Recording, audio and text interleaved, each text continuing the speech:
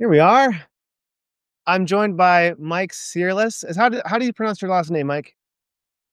You can pronounce it Searles, rhymes with girls. Searles. Cool. It rhymes with girls. All right. And whirls and twirls. Yeah, exactly. Awesome. Well, thanks for doing this random Substack live with me.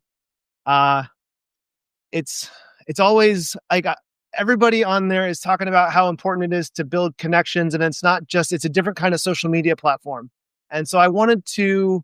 So that's been part of my strategy moving forward. And I saw your writing and I saw the way you engaged and you post and you note. And I was like, we started chatting and I was like, let's do a live. And you're like, let's do it. I'm like, so here we are. How are you Terrific. doing? I'm grateful for the invitation, Joshua, and I've been looking forward to this because you're an interesting guy, and this is your episode, and so I'm not going to commandeer it, but I do want to say you're an interesting guy. I know that you've got a passion and an interest in astrology, which is an interest of mine as well in a broader sense, esoteric topics. But there's something else. Now, I come from a background of comedy, stand-up comedy, and there's an Australian comedian here in Australia by the real name of Jack Levi, but the stage name was Elliot Goblet. Now, you are the long lost twin brother of Jack Levi stroke Elliot Goblet. And when you get a chance, have a look at search Elliot Goblet on YouTube. All you've got to do is put a bit of zinc cream, white zinc cream on your nose, and you are Elliot Goblet. All right. So I see some of the resemblance. I do see some of the, so I'm Googling the picture, Google images, and there I see Elliot Goblet, Yeah, Jack TV. yeah, I mean, I do see the Levy. resemblance. We're Now, wearing the Jack, same glass Jack, too. Jack studied under the same comedy coach that I studied under, a bloke by the name of Pete Crofts. Pete actually wrote, where is it here? Excuse me for bending down out of camera. Uh, oh, wouldn't you know it? Whenever you want to find a book, here it. No, it doesn't matter. Anyway, he wrote a very comprehensive book on how to use humour in life and business. And anyway, if anybody has interest in that topic and in that area, that's a book to look out for. Pete Crofts. Pete Croft. Yeah, Pete Um, Crofts. Humorversity. Excuse me for reaching out of screen again. I've got to find this book since I've mentioned it to you. is it Business According to Goblet? No, no. What do you mean? What do you mean?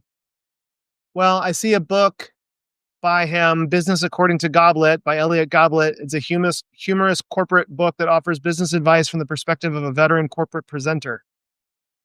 No, Published in that's that's 96. that's Jack's book. Look, just excuse me. I'll walk away from camera and see if I've got the book over here. You never know what you're going to get. No, you never know when you're doing live and doing it real. Hmm. Now, oh, here it is. I've got it. Hang on a second. you know, Quick shout out to Asher or Ryan. I see that there's three people in the chat. I assume that that's us two, and then either Asher or Ryan. So shout out to the to the people in the watching live. Um, but now, go ahead. now you are. See, now look. That's why I've been looking forward to this. That is professionalism personified. Mentioning and giving a hello and a shout out to your viewers on a live stream. It's such a little thing, but it's so important. You've done it. I try and remember to do it. Not everybody does. There's the book I'm trying to remember. Can you see that one? Oh, Like, yeah. right on. How to use humor in business and life. So I think the important question from that, since we're not going to have a Wendy moment, um, what's something that you learned from that book that makes you find it important enough to share it and talk about it and bring it up? Well, that's a good question. I come from the corporate background, The and what? I I'm come sorry, from an era. What's that? the signal dropped. You come from a background. Corporate, There corporate, we go. Thank you. corporate background. Yeah. So I'm a victim of the 1990s era of uh, corporate training, and I think the real drive in the 90s. What was it now? A performance-based buzzword. Anyway, what it did was really take the personality out of the sales and marketing team, and made us into robotic, functioning, like tin men without a heart from The Wizard of Oz. Hmm. Uh, and humour puts heart into communication, and it doesn't mean becoming a clown and becoming a stand-up comedian. It just means using subtle humour, personal, warm, relational tidbits in your communication. And even since you and I have been talking, you've brought a smile to my face. I see I've brought a smile to your face. And I've got a saying, which comes from my long background in sales and marketing, learnt the hard way, Joshua, when they're smiling or laughing with you, they're buying from you. That's a Mm. little saying I came up with. I also came up with another one. When I say came up with, I mean this one will burn a few feathers. Uh, the customer isn't always right, but what's right for the customer is always right. Now you take that as a Mm. stand, and have a look at the difference that creates for the relationships you have with those you're doing business with. I really like that line. You had two. When they're laughing with you, they're buying from you. And the customer is not always right, but what's right for the customer is always right. Is that right? The second one? Spot on. Yeah. I mean, so I'm really big on axioms that, you know, trans contextual sayings that hold truth. Um, and I, I mean, when they're laughing with you, if you substitute buying for connecting, when they're laughing with you, they're connecting with you. Like when they're laughing with you, they're buying from you. So you can translate buying from to um, absorbing from, maybe. The customer's not always right, but what's right for the customer is always right. Substitute customer for person you're interacting with, whether that's a child, a friend, a spouse, whatever, business colleague. When people might not always be right, but what's always right for them is what's always right. And that defeats manipulation in sales. I feel like that's such a good line. So thanks for sharing. Thanks for sharing those. Good, Joshua. It does also raise, so you could take a combatant view, uh, or let's just say I'll play devil's advocate here. Well, hang on a minute, Joshua. Hang on a minute, Mike. Who determines what's right for anybody? Where does the definition lie? So that's where discussion becomes interesting. That's where conversation. Like, we could just riff off that for the next 15 minutes if we had time. But that's just an example. And so, what I'm about at the moment, as I move away from the content economy, and I step onto the sand and the shore of the wisdom economy, is to move away from sprouting knowledge and facts that can be drawn from an encyclopedia. And I've burnt that boat behind me. I'm on the sand on the shore of the wisdom economy, and I'm all about clarity, and clarity that comes from experience, uh, points of view, perspective, and personality. That's what I'm bringing to my writing today. I really admire that. And The wisdom economy is a really juicy sentiment. I might more broadly call it the connection economy, because Yep. that's what social media tries to generate, but really it ultimately just pro- it absorbs attention in as a as a proxy for connection. It doesn't give you connection, it just absorbs your attention and then makes you think that you're connecting with people and you're really not. But this what I found really um subtle but powerful about Substack is that it's it's not based on the algorithm's not based on attention and like usage minutes like a lot of the other social media platforms are. And you own your list and there's all these positive benefits. And I'm just like, you know what? All in. That's where we're going. Um, so take that for what it is. I don't know where to go with that. What my point necessarily Oh, was. no, no, I love it.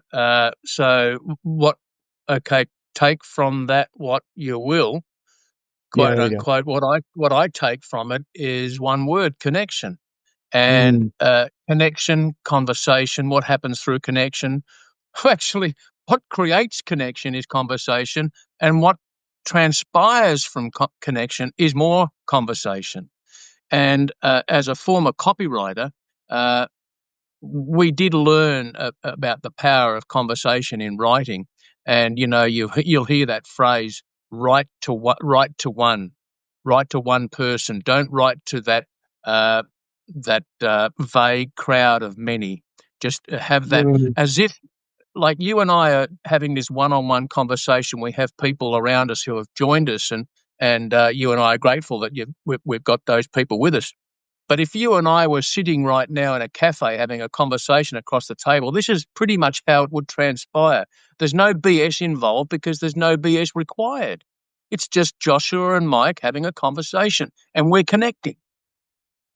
yeah. Speaking of wisdom, that was I've mentioned it, and I saw my friend Ryan Allen is either in the room now or came through before. And he and I met on an app called Wisdom. And what's cool about the way Wisdom worked, very similarly to this, is that it was one-on-one conversations. In contrast to like a Clubhouse or a Twitter Spaces where it's kind of a zoo or like a classroom, the one-on-one conversation allows for depth and essence to get mirrored and pour through and connection to genuinely materialize. You're touching on a very important point, and I'm going to have a look at that when we get off Well, the wisdom app. so wisdom doesn't exist anymore. It got bought out and it's now part of a bigger company called Noom, which is spelled moon but backwards. Oh, I think I'm familiar with it. Okay. Would Yeah. you excuse me while I take a sip of coffee? It's still morning here in Melbourne, Australia. Hello Tuesday. Yeah, yeah. If you want to know last night's winning lotto numbers, just hit me up for a small fee. I'm happy to share them. There we go. How Uh, about a percentage? How about a percentage split? okay, sounds good to me. I'm always open to collaboration and JV. There we Uh, go. Interesting about that one-on-one. So when we have a newsletter on Substack, we have by virtue of how that works, we have we collect. People give us. We're we're blessed that we have a platform that enables us to collect email addresses from those who want to read more from us. That's one of the great things from Substack. It's almost an email platform. So what that means is when we send a newsletter to our email subscribers, we're sending one to many. It's the writer, Joshua, sending out to his subscribers. So it's one to many. So we think it's personal, but it's really not. We'd like to think it's personal, but it's just not. And even the chat room, we've got this chat function in Substack where we can send a message to our subscribers to join us in the chat, and then we lead the topic as the host, and people come in and make comments. Uh, it's still one to many. Do you know what I'm exploring at the moment, if I can share it with you? because Indeed. I'm constantly thank you. I'm constantly looking for ways to do things a little bit better, and I'm having a look at how can I connect more one to one with my Substack subscribers. And so the technology is direct chat technology, and it's the combination, not replacement of email, but combination of email with WhatsApp. Now, I'm not promoting WhatsApp. I'm just stating that this is an application that can be used. I'm nowhere near ready to pull the trigger, but I'm looking very closely at how others are successfully using WhatsApp, because the problem is, if you've got 1,000, I don't have 1,000 subscribers. I have 500 subscribers on Substack. My average open rate is somewhere between 20 to 30%. The average is about average, which means uh, most of my subscribers don't open, let alone read my newsletter. I'd like to improve on that. And so if there was a some kind of a way to get a message direct to them, and apparently the open rate for a WhatsApp direct message is like 98%. It's crazy. And Mm, imagine the engagement, the connection, and the conversation that will improve if you can send a message on an app like WhatsApp or whatever. Anyway, that's what I'm looking at the moment, just to give you an insight of where my brain's going. that's really curious. Um,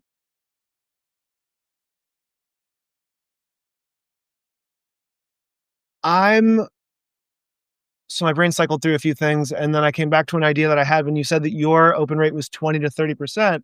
Um, there was a segment where you mentioned astrology, and this might be a good time to go back to that thread. But you, when I was doing like serial posts, I would do like basically like a couple hundred words about the astrology for the day and talk about um, formations and do a lot of heavy synthesis work to be like, big heavy world. Here you go.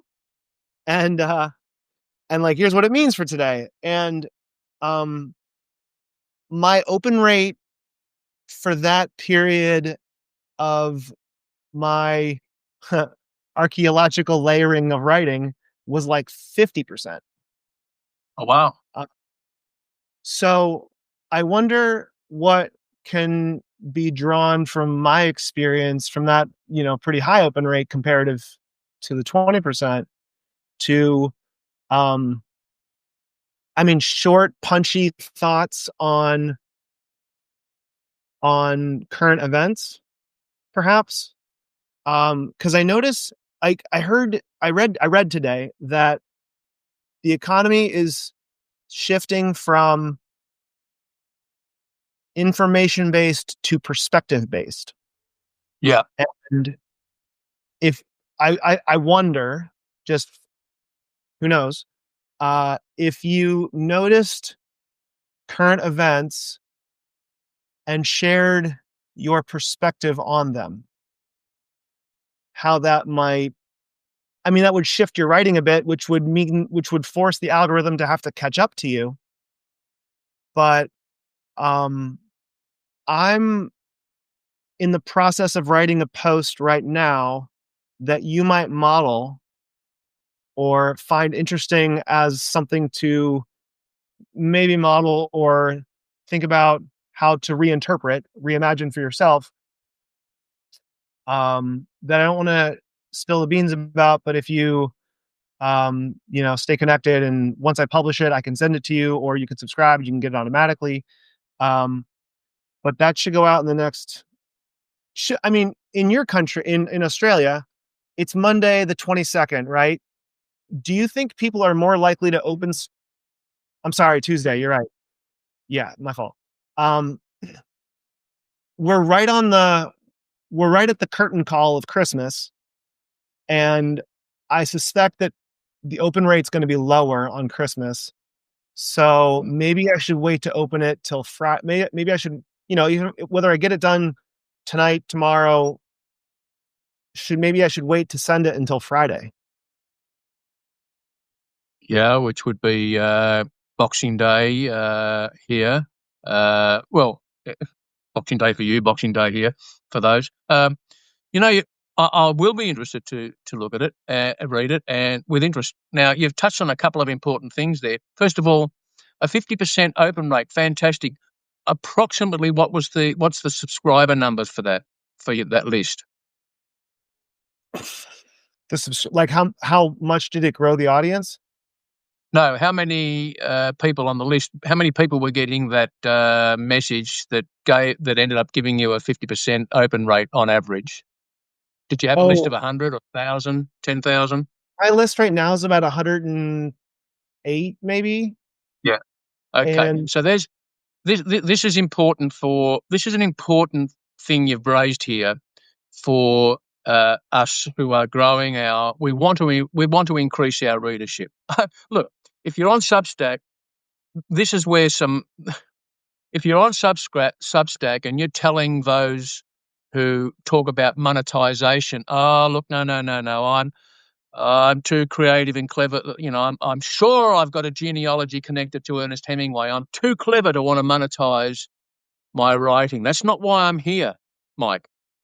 I say BS. If you are writing and publishing on Substack, you're a publisher and one sniff away from being a monetized publisher. If all you want to do is write, but you're not interested in monetizing and you don't care who reads it, then why be on Substack? Make your choice. If you're kidding yourself and that's what you want to do, fine, be in denial and kid yourself, but don't kid us. So if you're on Substack and you're publishing what you write, you're seeking attention for your writing. Otherwise, you just write it in a notepad and read it to yourself when you go to bed at night. So that's a little bit of a vent from me, a point of view, if you like. Now, there's a point of view. That's a point of view, a risky point of view. Depending on who hears that, they could think, "Oh, geez, Mike, you're up yourself. I don't like you very much." Quite possible. Or, geez, Mike, that's how I think too. I want to hear more of this guy. That's the potential risk versus benefit of sharing a point of view, sharing a perspective, stepping out of the content economy, being in the wisdom economy and sharing opinion. Back to the statistics. Obviously, the lower the number of subscribers or list, you can expect a higher open rate. When you get up to 500 and beyond is when it tends to drop, just by mathematics. The more people on the list, the less chance you've got of them opening the list in total, opening your messages and your emails. I think I started off, I don't think I've averaged at a 50% open rate at all. So except when I had two subscribers and one opened it, 50%. Let's see it. I'll carry that to my grave. I can close off my Substack forever. So that's on open rates reading, and I don't know where we're going now. I'm going to stop and let you take over again. that's interesting. Lots of threads there. Yeah. The the pretense of idealism. I don't write for money. I just write for myself. Like, I mean, I think there's some awareness anyone could have about the mirror they're looking in, and that the mirror their lives are oriented to face.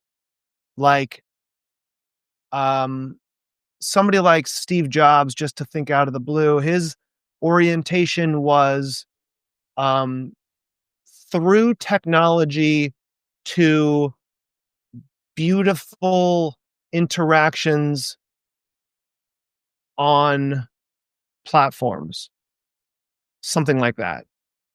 Um, the orientation, I'm thinking a lot about orientation these days. Because I think we're all living in the same world, but from our own, we might say perspective, but perspective is tainted by experience, whereas orientation can be refounded based on unique spiritual truth. Um, and if your spiritual foundation is oriented to uh completely like not care about anyone else, then you would probably just write on a Microsoft Word doc, on a Google Doc or Microsoft Word document and just like write to yourself. But then why be on Substack? And if your preference is to be that with just 1% of, yeah, sure, I'll be on Substack and I'll consider like writing so that people can read it if they want to, but I'm not going to look because I'm too good to look. And um,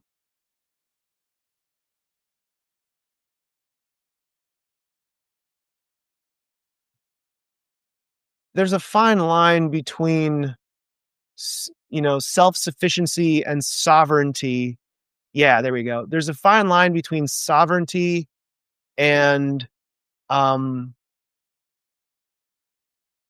what's the diagnosable psychological term for someone who um not psychopath, not sociopath. Sovereign versus sociopath. Like there's a fine line, but an important distinction between those two words. Wow. Couple of things I'm learning. You're more intelligent than me. That's pretty highbrow stuff, but it's fun to listen to. And I think you're touching on some important points there. And what got under my skin, uh, Mm. Joshua, was so I was writing some posts and notes about monetization, specifically to monetize writing via Substack. Not necessarily on Substack. About the only way we can monetize our writing on Substack is to create a paywall and put our newsletter or content behind a paywall. Nope. I hope that changes in the future. I monetize Substack by connection and conversation, and then offering something else which is off the platform. And I write, create, and publish what I call small problem-solving PDFs. They're micro PDF documents, and I publish them on Gumroad. Now, Gumroad is not Substack, but Right. most of my sales, I started doing this in July this year. Most of my sales, because Gumroad gives statistics of where these buying customers come from, most of them come from Substack, interestingly. Cool. Now, what I was going to say, yeah. So when I was writing some posts and engaging on monetization, a few people, one in particular, this guy, had a bit of a go, as we say in Australia. Had a go. So he challenged me, got defensive, and said, I'm not here to monetize anything. I'm not here for any other reason but just to publish my writing." And okay, yeah, but that's right. He's not interested in readers. Went as far as to say that, and I couldn't help myself, being the way I am. I said, "Well, what in the hell are you doing on Substack for if you're not interested in readers? Sit down and write your stuff in a notebook and put yourself to sleep with it at night." Bit challenging, but that's the way I am. Consequently, he unsubscribed. I haven't heard from him since. I hope he's doing well. But look, you'll see it. This is not just my point of view. You'll see it. I saw it just the other day. Someone said, "Why is marketing and selling our writing considered a dirty concept here by some on Substack?" Well, if you want to continue to be a starving artist, fine. That's your thing. That's your choice. If that's what sets you alight, go for it. But don't have a go at us, those of us who want to monetize and get paid for what we put in print, our writing, in whatever format. That's just my little sounding board, Pete. Thanks for letting me get on my soapbox there, Joshua. You didn't even try and interrupt me. I'm very impressed. I'm not usually one to interrupt. I usually am one to um move with life. Um and let people. Yeah, I'm not usually one to interrupt. Maybe sometimes, so I don't wanna, like, throw that all around. Um,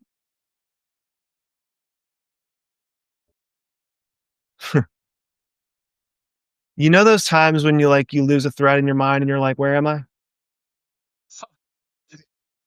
Do I know? I'm in that I'm in that state constantly. But, I've got a question for you, if you don't mind. Please. Well, brevity in writing, I find, works well. Uh, when we write notes on Substack, you'll see the notes that really fire and take off are some of the briefest. Talk about brevity. It's just 2 or 3 lines, and they can really take off. Not all of them. Some of them are longer, like my friend, Monica Hebert, Hebert, if you're not familiar with her on Substack, Connect. She wrote a rather lengthy note 3 weeks ago, and it's had 9,000 likes and hundreds of comments. And, that's what you would call a viral note on Substack. I've seen others 30,000 likes. I mean, it's just crazy. But Monica Hebert, Hebert, Monica. The Daily So, Rewire. yeah, that's it. She's killing it. Mhm. Now, where am I going with that? Brevity. Why was I talking about brevity? Is he talking 2 to about 3 line. Yep. where would we? Oh, that's right. Now you're into astrology. I've actually got. I love. So there's a British uh, astrologist, quite famous, unfortunately passed away suddenly at the age of 58 from heart attack. Uh, Mm. Jonathan Cainer, Cainer, 12 million readers per day of his daily horoscopes published all around the world. Now, his nephew Oscar has taken over the reins, and it's now Oscar who publishes uh, the horoscope column, syndicated. But the point I want to get to is go go. If I may mention this, so I don't want to detract from you inviting people to follow your work. Do you actually write? Before I say so, do you actually write astrology uh, like a daily horoscope for for for your audience? I did for a while. Uh, I did for a while, and I stopped because it got too much when I was also trying to build a school. That was 2 years ago. Well, a year and a half ago when I think I stopped the, writing the daily astrology. I called it an astrology blast, or then I called it an astrology brief because it was brief and it was astrology, like, notes for the day. Um, and I stopped doing that, and I haven't gotten back into the daily posts. But I've been writing a lot of notes. Um, and so I have like, to answer your question, no, I haven't really done it at all in, like, I don't know, a All year. right. Well, I asked because out of politeness, I didn't want to cannibalize what you're doing. So, I with appreciate permission, I can mention this website then. There's a reason why I want to mention it. So it's cainer.com, Cainea. Pardon me, correction, Cainer.com, cainer.com. I've got it written down there. Maybe so. Yep. Now, this is about writing for brevity, writing with brevity, getting a message across. If you want to have a free lesson in how to write with brevity and interest and magnetic attention, study the way, now it's Oscar, it was Jonathan, writes these daily horoscopes. It's just beautiful. And you could model this style of writing, even just for one thing, how to write your notes. That's a tip I want to share because that's something I'm looking at too, because I'm always looking for ways to improve and do things better. And I can't see of any better free lesson in having a look at how these daily horoscopes are written. And I think your viewers and your listeners, be those with us on this live stream right now, Joshua, or those who might listen or watch later to the recording, Uh, Hopefully they'll have a look at Kana.com. Mm-hmm. I've got no interest in, obviously I'm not promoting it for benefit or gain. I'm just sharing something that I think's worthwhile. You wanted to ask me some questions at the beginning. Specifically, you were interested about astrology, and about, like, I think about my astrology writing, and you wanted to ask me some other questions. So I just wanted to invite that to come circle back. Yeah. Okay. Excuse me. Permission to be frank and open. Always, I mean, please. Thank you. Uh, so I am into woo woo. Now, I'm not suggesting astrology is woo woo, because I believe. Now you've got the wisdom here. Now this is an interesting thing. I've only got knowledge of astrology. I don't have know-how based and experience. You do. So I'm coming here from the neophyte, really. But what I do, so my state of mind, when someone says astrology, I think, okay, it's woo woo, it's out there, figuratively and literally. Uh, and how much reality is there to it? I mean, I know the moon affects our tides, and that's about the extent of my understanding of how planets influence us down here on, down here, or across there, or up there. So I'm presuming all planets are up there. They might be beneath us for all I know. There you go. So, all right, let me be the open inquirer, not the skeptic, but I'm open to being educated. What is it I'm missing about how astrology can work in my life? Mm. I have a book draft about literally that question.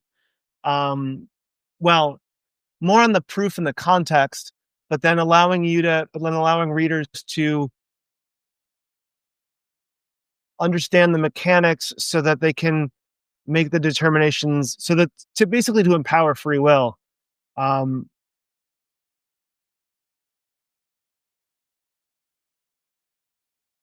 so there are in the United States alone about 350, near about million people in the United States.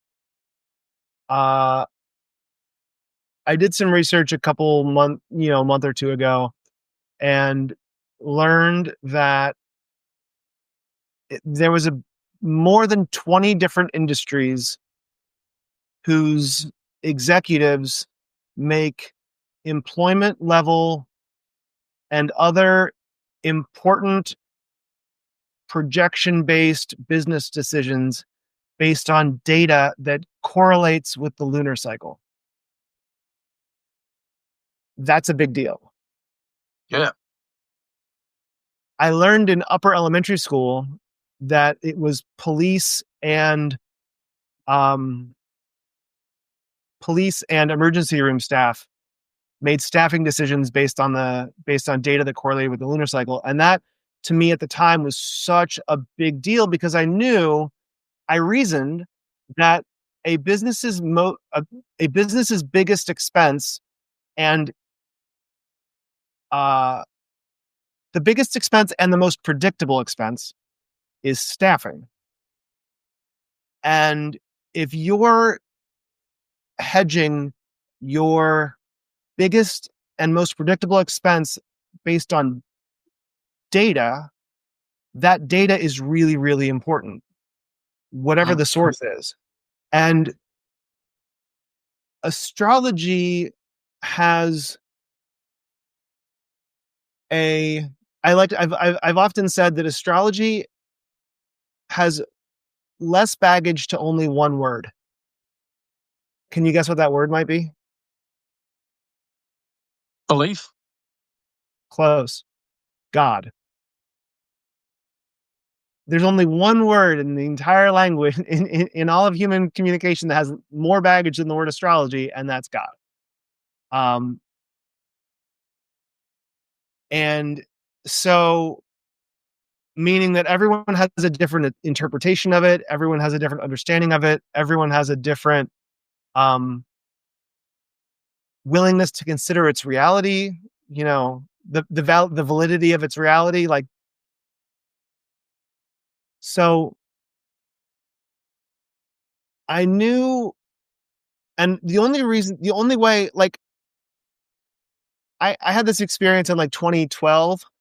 After 2012, it was probably 2013, when I was with a coworker, and uh, she was the only one who laughed at the joke that I made in a room full of other coworkers, and they all got it, but none of them thought it was funny. And me and this one coworker, she totally got it and thought it was hilarious, and she just lost it. I'm like, this happens. I'm like, okay, like this happens a lot. What is this about? This isn't romantic, but like, what is it about our connection? And she's like, me too. Like, I notice it too. I don't know. Are you the same star sign as me? And I'm like, ugh, really? This stuff again? And and was really resistant to accepting, adopting, owning, interpreting, you know, giving serious recognition to astrology. And then she's like, "Oh yeah, we're the same star sign." I'm like, "Oh god, so there's 12 of these things. So there's not 12 people. Like there's not 12 kinds of people. Like what do you mean?" And she's like, "Yeah, but the sun is in a different orientation in the sky for everybody, and based on the time they're born, and all the planets are somewhere. Like so there's relationships to everything. There's relationships to all the planets. So there's a lot more than just your sun sign." I'm like, "Oh, so all the planets are somewhere, so everything must be important. Oh, so how does that work?" And it's been a long journey. It's been like 10, 15 years almost. Had a reading in there, had a long story that I've kind of written about a little bit. And um, you asked, how do you know? Or how do you want to know how do you know? Or do you want to know what's the astronomical foundation that makes it real? Both, but hit me with the latter. Yeah. So you're asking a context question. So there's two things that you can the first thing that you can very easily see, the winter solstice yesterday morning for me. So about that same amount of time for you too, right? Uh, and the big deal about December 25th, from an astronomical standpoint and from a pagan standpoint, that was why Christmas is on December 25th instead of in March, is because I, I mean, in Australia, I think, it's the other side of the world. So it's upside down to the United States. So I assume for you, the sun goes east or west towards the sun. Is it west? Rises in it, you mean where does it rise? Well, I mean, so good question. Thanks for the clarification. So every morning in the United States, the sun rises in the east, um, on the south side, and then is it in the winter. So December 21st is the winter solstice, and that's when it changes direction, when the horizon point of the sunset and the sunrise. So the horizon point of the sunset and the sunrise goes every night, every morning. The horizon point goes south, stops on the winter solstice, goes north, changes direction and goes north, hits the midpoint at the equinoxes, continues all the way north for us, till the summer solstice, stops. Right, this is the everyday rhythmic sunset point. Right, goes all the way comes north, and then every night after night goes back south towards the winter solstice. And so there's this oscillation of the sunset year over year on where that horizon where the sunset meets the horizon line uh, across the span of a year, right? Do you know what comes to mind? What's that? Are you familiar with that phenomenon? Phenomena? Is it phenomena or phenomenon? Where, Eh? what is it? What is it? Phenom- I don't know. I'm just teasing. Yeah, no, truly, I can never remember. There's a lot of things I can't remember, and that's one of them. The difference. The other one is media and medium. I still can't understand the difference. I know that there is a difference, but I can't get it locked in there. Anyway, uh, there's a place on the planet where you can stand on the south side of the equator in the southern hemisphere and flush a toilet, and it'll spin one way, and you literally step 2 or 3 steps on the other side into the northern hemisphere, and the toilet flushes in the opposite direction. Is so horoscopes being planetary influence. Is there a connection with? I mentioned all I know about planetary influence is moons affect our tides. Oh, I also am fascinated by the concept that we're supposed to be 70% water or fluid. Therefore, if we're that fluid, maybe the influence of the moon, lunar on tides affects our state, maybe our state of mood, etc. So that's where my thinking's been. Gee, we're going down a rabbit hole, Joshua. Where you taking me, mate? But next minute we'll be Alice and in the tea party. You wanted to know about proof of astrology. So so I'm trying to walk you through a series of doors. Oh, Um, mate, it's too late. I walked me through them. I'm down the hallway. I turned right. yeah, and it seems like you've got a baseball bat on your forehead and you're doing spins on the ground and you're like, where am I? Starting to feel that way. So um the point you just made was a really good one. I was looking for a picture. The point you made was a really good one. Yeah, the 70% water thing. So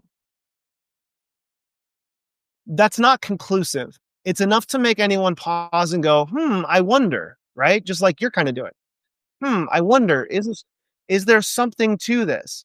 And my pause to wonder, I mean, yeah, that's a really good one. Like we're 70% water. So then it makes you go like, I wonder, right? Like my Substack is called Grow Through Wonder because Yeah. I really embrace and want to promote the idea that we grow by embracing wonder. But you don't stop there, you grow through it, right? That's a really big distinction. Lots of people stop at wonder and go, and then they get judged because somebody's like, oh, you're just making stuff up. And you're like, you don't know how to defend it. You don't know how to even think about how to approach a big challenging question like that. And first principles is the foundation to approaching really tough questions. I mean, Elon Musk talks about it all the time. And like, he's done pretty well in terms of inventing new stuff, right? Yeah, very. Yeah.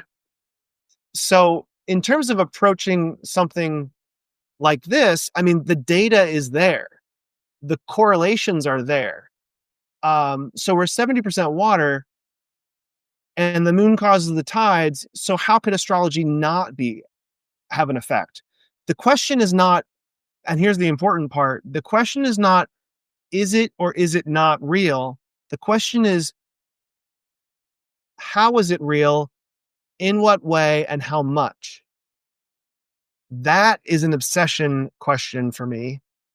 Um, for example, you can interpret a chart in a number of different ways from different styles of astrology to different astronomical approaches to calculating calculating house placements. There's more than a dozen different ways to calculate house placements, which tells me that none of them are fundamentally true. Because something that's true reverberates across systems. And so I don't know that any one particular house system is more correct than another, except that I kind of like this one called porphyry because it uses, so every astrology system says that the horizon line is this and the vertical axis is this, but then the way they calculate the slices in between the vertical and horizontal is different based on how they hedge their math calculations, right? Like one system is basically true, except it doesn't really work as you get towards the Tropic of Cancer and the Tropic of Capricorn, down like the upper third or upper and the lower parts of the world, right? Um, and the north parts and the south parts of the world. I don't mean upper and lower like that means anything. I know what you mean.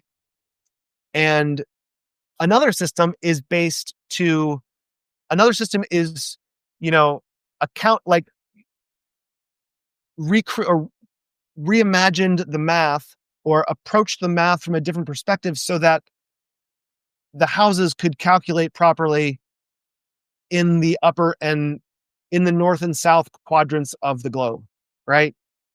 It's just different ways to lie with statistics. And I don't mean to say any way that mathematicians are liars, but I mean that a lot of what Oh people no, do, go ahead. No, please go ahead. You know, you go ahead.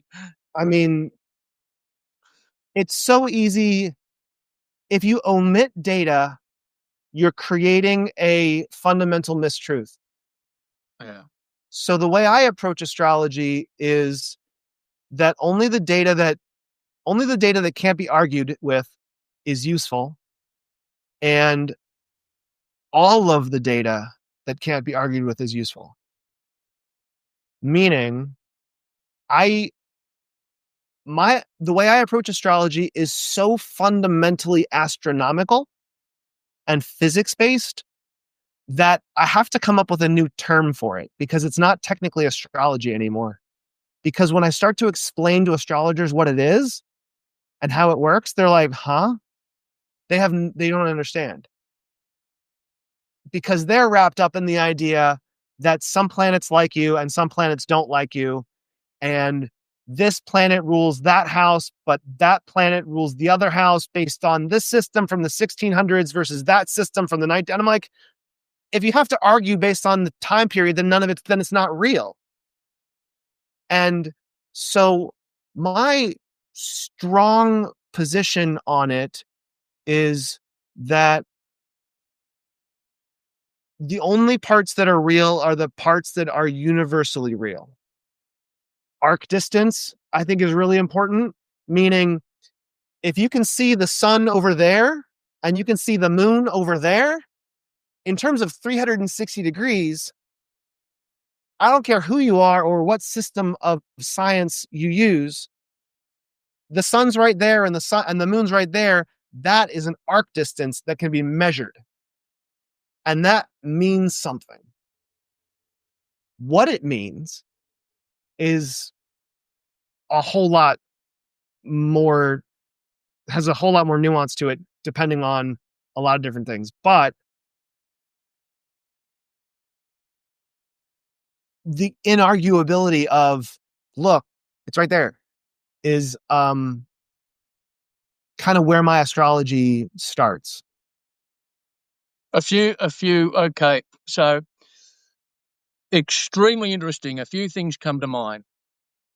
So my greatest mentor and teacher in marketing, direct response marketing and copywriting, especially Dan S. Kennedy, one of his often quoted statements, advice was, look at what most people are doing in your chosen niche and do the opposite. Yeah. You have a fresh perspective to offer, which you've just shared some of it with us, and that will be your point of difference to go hard on and rattle the cage and fluff a few feathers and make and get attention. I have a few, you know, you get to age 67 and you develop your some favorite quotes yourself, and another one of mine is sometimes you have to overact to get a reaction. And so you do have to make a bit of noise and take out the wooden spoon and the metal pot, and bang it a few times. Uh, here's and if it's, and with permission, Joshua, I'll wind up from my point of view because I've got a few things to get on with, and I know that your time's late in the day there for you. Here's what I know is that I don't know, but I want to know more. And I want to know more, not just so I can accumulate knowledge based on facts and data. I want to know more so I can test what I know and accumulate know-how, because know-how then turns into experience, and that's where the wisdom comes from. I'm 67. Do I have wisdom? Undoubtedly. I'm a sober alcoholic. I've been sober for 16 years. You want to ask me about how tough that was and the experience of being a no-hoper drunk that was unemployable, broke, and in psychiatric hospitals? I can tell you. Is there an experience that comes from that? My word, there is. Could somebody benefit from hearing that story told in a very personal way? Absolutely. That's what AA is all about, among other things, 12-step program. So, but do you have to wait till later life to have wisdom? This is something I'd like to just mention, if I may. Is wisdom only the possession of those in senior years? I don't believe so. A 30-year-old professional ski instructor has wisdom that I don't have. And therefore, if I was interested in being a good snow skier on skis, I would want to listen to a 30-year-old or a 25-year-old or a 20-year-old. And you can extrapolate that out. I'm a golfer, and so there's this number one golfer in the world called Scotty Scheffler. I don't think he's even hit 30 years of age yet. And the wisdom he would have through know-how and experience about training and application and playing the tour and all that, and winning all that money and knowing how to handle life with attention and money that, most of us could only dream about if we wanted, et cetera, et cetera. So I do want to know more so I can develop know-how, so I can, and hearing you, I'm getting knowledge from you, Joshua, about your perspectives on astrology. I'm drawing from you. It's osmotic. And so your wisdom has somewhat been drawn into me. Well, there's a bit of a osmosis. Now, that's all about transference through a filter, and isn't it? That's a bit weird. But look, you wrote a note only 7 or 8 hours ago with the title of it. I call the first few words of any note a title because that's what grabs people's attention first. You said, grow through wonder. And I thought, I've got to write that down. If I get a chance, I just want to mention that, how beautiful that is, to grow through wonder, to wonder about astrology. What is it that astrologists know that I don't know? Do I want to know? Or is it something that's too highbrow, too esoteric, too woo-woo? I just want to keep my feet on the ground and feel the chair that I'm sitting on my backside. These are the questions we can ask ourselves.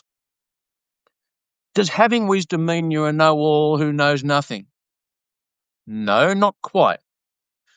But are you a guru that should take the high ground and look down upon those? No, absolutely not. Not from my perspective anyway. Always on equal plane. I know what I know. Alcoholism. I know about alcoholism. I've experienced it. And you may never experience it, and I hope you don't. You may know, I'm talking as if I'm talking to a third person here. I've got my hand out there. You can't see it, but I'm having a conversation, make believe. You may know, you may have a relative or a close friend or a colleague who is going through it, has experience, et cetera, et cetera. That's the approach I take. Same with you talking about your interests and your passion for astrology and the book that you're writing. I think you said you're about to publish or you're soon to publish. Fascinating stuff. So What did I put here? Uh, all of life is learning. That's your note from 7 or 8 hours ago. Uh, correction. The note wasn't Grow Through Wonder. That's the title of your Substack publication. I apologize. I got a note here and I read the wrong line. The line that I wrote from the note you published 7 or 8 hours ago is all of life is learning. All of life is learning. More life for some means more learning. Not, this is my words, so I'm adding on to that. More life for some means more learning. Joshua Blatman says all of life is learning. I add to that, more life for some means more learning. Not information, not the accumulation of information and facts and statistics and taking the high ground. The experience, the humble experience that comes from know-how. Off my soapbox. Thanks for letting me have that say, Joshua. Yeah. Uh, cool. Is there something that you want me to respond to about that? All of life is learning. I mean, um, Yes, that you wrote it. Expand on it.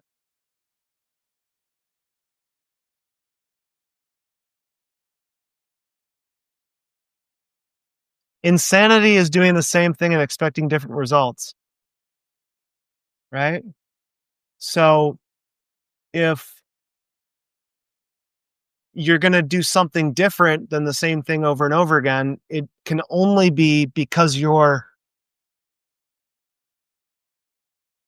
wearing a blindfold trying to play pin the tail on the donkey, or because you're thinking about your behavior and expanding your perspective outside of the moment in order to and you're considering and you're strategizing and you're um, trying to improve your results. So you can only intentionally shift through learning, through experiential knowledge. And if you don't shift, it's because you didn't actually learn the thing.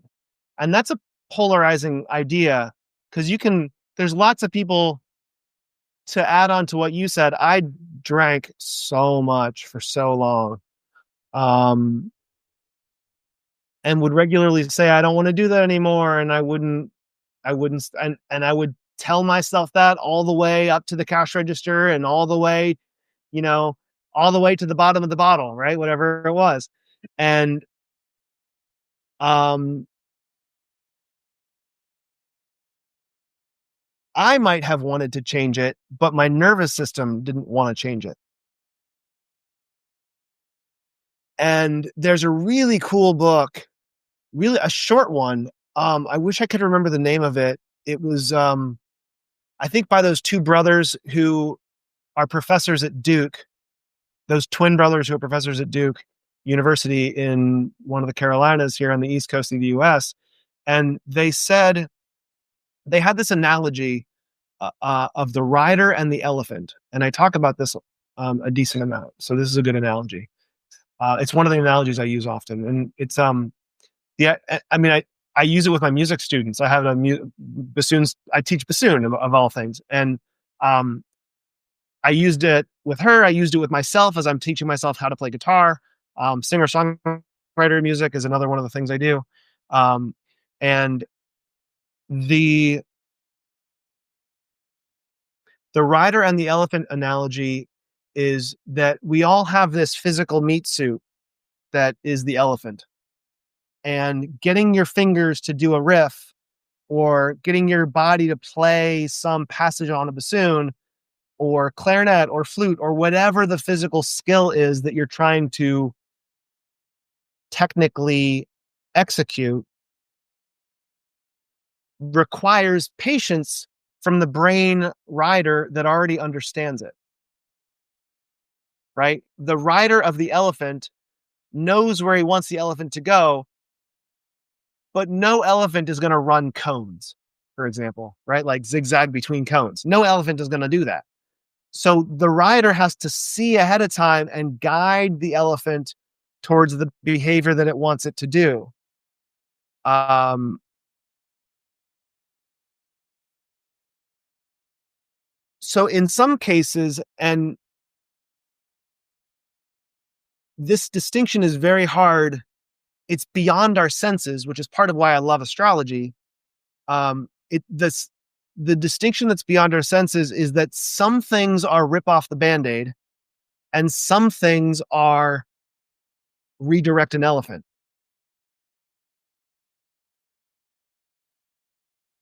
I talk to my 6-year-old son who has his own wisdom, right? I talk to him sometimes about um uh about road cones, or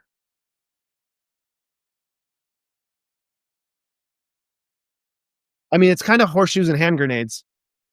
But um meaning horseshoes you get points if you get close. Hand grenades you can't go anywhere close to them. I like that. Another good one is hmm,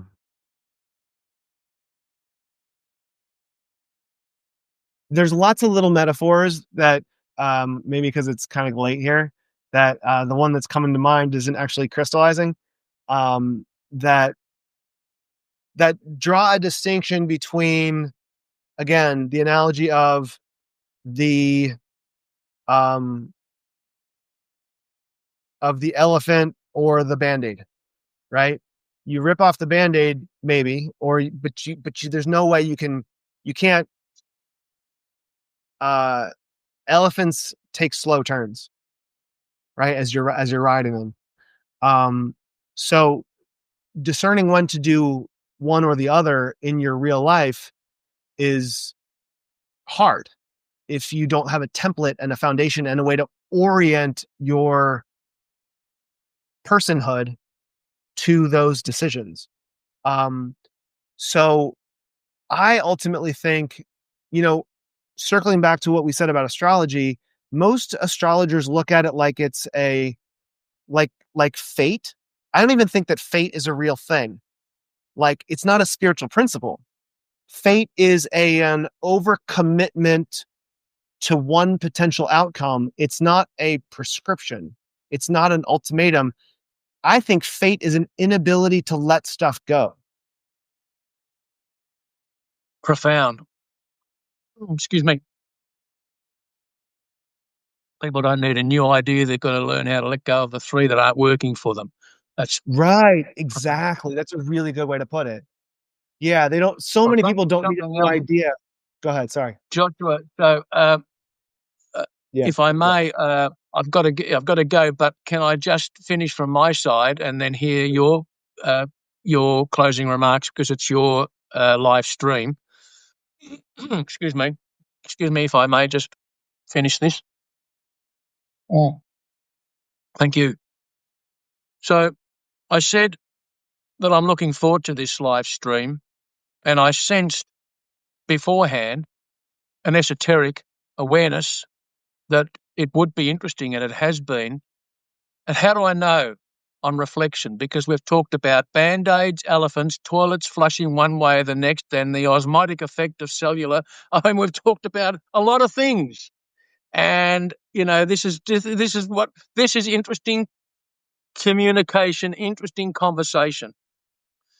My parting word, if I may, is about the fellow Substacker who wants to do more with Substack, wants to grow. They're not the starving artist who kids themselves. They are interested in the monetization of their creative output, whether that's a subscription based newsletter behind a paywall on Substack, or whether that's taking your writing and publishing on another platform and bringing your followers and subscribers from Substack to that other platform and generating income and revenue for yourself. You know, the stuff we pay our bills with.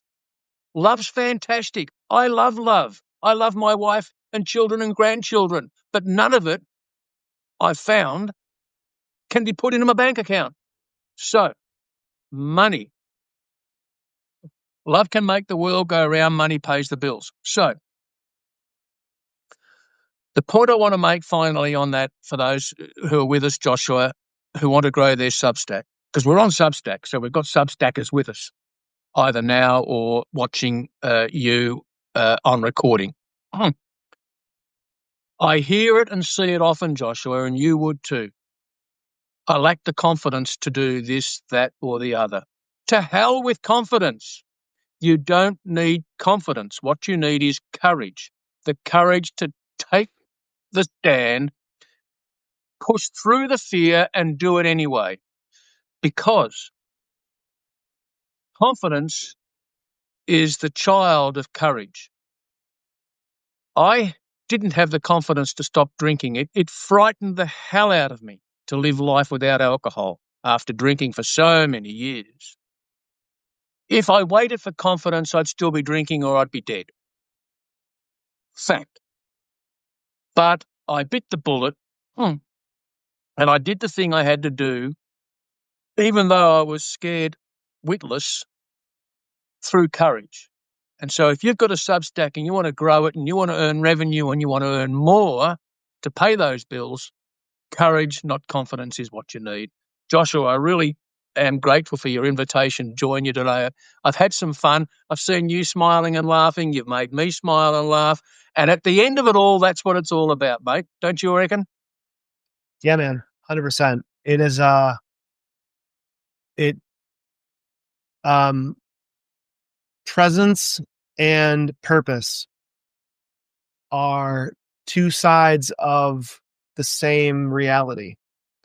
Um, and just to coattails on what you said, thank you for that beautiful message. And uh, kind, I so love that sentiment and the distinction you made, where you said that confidence is a hindsight emotion. It's a quote from your article, and I love that so much because courage is a is a foresight emotion, and confidence is the hindsight emotion. And you can't get confidence by doing anything other than taking courage. They're like those two words that I just said a second ago. Purpose, presence and purpose. Um, and the thoughtfulness of that made me actually. That's what I read from you, and I was like, I want to write. I want to talk to that guy because that seems like an interesting statement. Um, and I bet he has some interesting things to say behind the behind the behind the website. Um, I have this quote that I think that's really related, that I think you might enjoy, that I'd like to share before you go, if that's cool. Yeah, please do. Con- confidence comes from confidence comes from evidence of excellence and the systems that reproduce it. Wow. I'll have to watch the replay to hear that again, unless you can re-quote it, please. Confidence comes from evidence of excellence and your systems that reproduce it. Systems that reproduce. Is that yours? That's mine. Yep. You're an intelligent guy, Joshua. I knew it just looking at you, even though you do look like Jack Levi. You are an intelligent guy. Alex Hormozy said that confidence comes from proof. And I think that's true, but incomplete. Yeah. Because confidence comes from proof is like saying that guns work because they go bang. Like, I mean, he's right. It's right. And I don't mean to, he has so much cool stuff to say. There's nothing, there's no criticism, but the statement is incomplete. Confidence comes from evidence of excellence, which is proof, Yes. but also from the systems that reproduce it. So now, that where online have you had a conversation about that? Have you written that up? should I?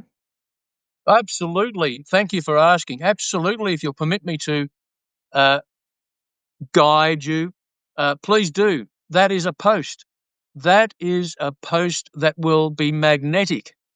Uh, and I look forward to reading it. Please do write it up as a post, preempt it with a note, write it as a post, send it to your newsletter subscribers. I'll be one of them if I'm not already. I can't recall. And I look forward to reading it. Joshua, I've got to go. I've got to pull the pin. Thank you again very much for your invite. I thoroughly enjoyed it. And may I also, I'm grateful to your audience who have stayed with us for the live, and also for those of your audience who are watching the replay, uh, and also from my audience who may watch the recording. Thank you very much for watching and joining us. And Joshua, I wish you all the best. Actually, I'd like to do it again. Maybe the next one it will be me hosting and interviewing you. We have a joint conversation, but I'll be the one who invites you onto my live stream, because you are an intelligent guy. You're a thinker, and I want to go deep into a number of things, and so that's what I'd like to do if you'll accept that invitation. Warmly. Let's talk on the back Okay, channel. terrific, Happen. terrific. Okay, uh, fairly well. Good to talk to you, Mike. Talk to you soon. Happy holidays. Okay. Yeah, thank you. Same to you. Thank you.